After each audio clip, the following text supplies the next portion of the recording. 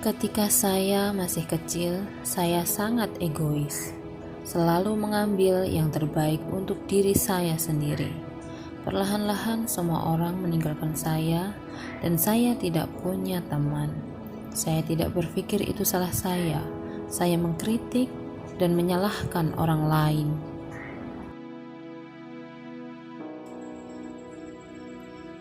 Ayah saya memberi saya 3 kalimat dan beberapa pilihan untuk membantu saya dalam hidup. Suatu hari ayah saya memasak 2 mangkok mie dan meletakkan 2 mangkok di atas meja.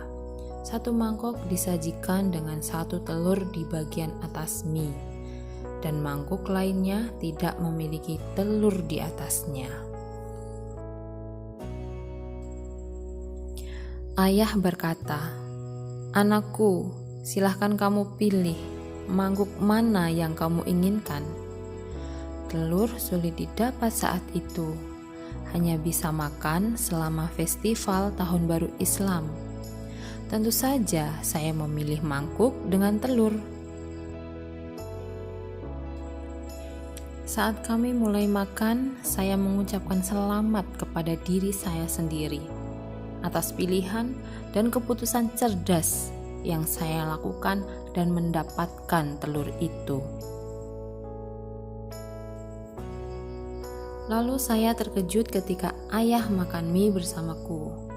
Ternyata ada 2 telur di bawah mangkoknya, tersembunyi di bagian bawah mie.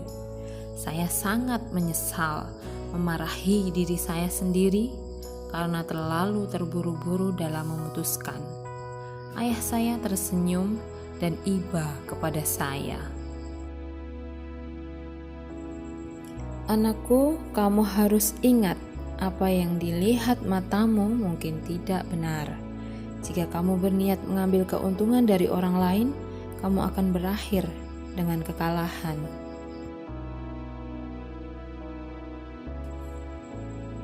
Keesokan harinya ayah saya kembali memasak 2 mangkuk mie. 1 mangkuk dengan telur di atasnya dan mangkuk lainnya tanpa telur di atasnya.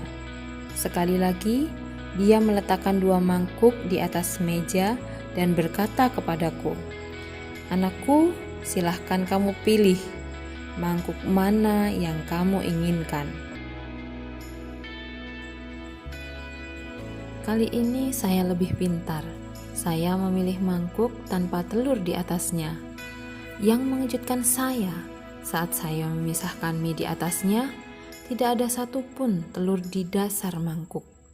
Sekali lagi, ayah saya tersenyum dan berkata kepada saya, "Anakku, kamu tidak harus selalu bergantung kepada pengalaman, karena terkadang hidup dapat mengecohmu atau menipumu. Tapi kamu tidak boleh terlalu jengkel atau bersedih. Ini hanya sebagai pengetahuan yang kamu dapat sebagai proses pembelajaranmu, dan kamu tidak akan mendapatkan pelajaran semacam ini dari buku, sekolah maupun di bangku kuliahmu."